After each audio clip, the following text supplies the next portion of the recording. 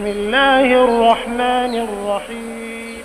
আল্লাহ বললেন ওয়া আওহা রাব্বুকা ইলান নাহল, আমি মৌমাছির কাছে মেসেজ দিলাম, সিক্রেট মেসেজ, আনিত্তাখিযি মিনাল জিবালি বুয়ুতা, তোমরা পাহাড়ের মধ্যে তোমাদের বাড়ি বানাও, মৌচাক বানাও, ওমিনাশ শাজার, গাছের মগ ডালে, বড় বড় ডালে তোমরা বাসা বানাও, ওয়া মিম্মা ইয়ারিশুন, উঁচু উঁচু জায়গায় মৌচাক বানাও, যাতে করে গ্রামের ছোট্ট ছেলেরা ঢিল মারতে না পারে। কোন সুবহানাল্লাহ।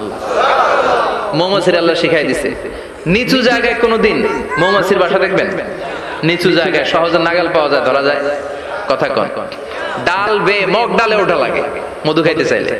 চিল্লায় বলেন ঠিক কিনা?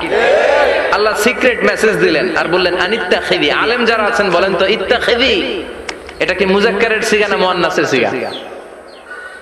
কথা কইতে হবে, কেউ নাই এটার উত্তর দেওয়ার মতো। মুয়ান্নাস, মাশাআল্লাহ, এটা স্ত্রীবাচক শব্দ। আল্লাহ মৌমাছিকে যে মেসেজ করছে পুরুষ মৌমাছিরে কয় নাই, এটা নারী মৌমাছিরে কইছে। চিল্লায় এখন সুবহানাল্লাহ। এখন গবেষণা করে দেখা গিয়েছে, কার্ল ভন ফ্রিচ, একজন অস্ট্রিয়ান বিজ্ঞানী, উনি এটা নিয়ে গবেষণা করে 73 সালে 1973 নোবেল পেয়ে গেছে।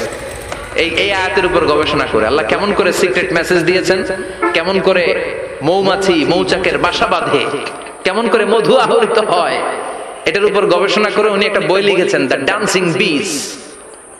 নেচে যাওয়া মৌমাছিগুলো, নাচতে নাচতে যেতে থাকা মৌমাছিগুলোর উপর একটা বই লিখে, দ্য ডান্সিং বিজ লিখে উনি নোবেল প্রাইজ পেয়েছেন এই মধুর উপরে। চিল্লায় পড়েন আল্লাহু আকবার।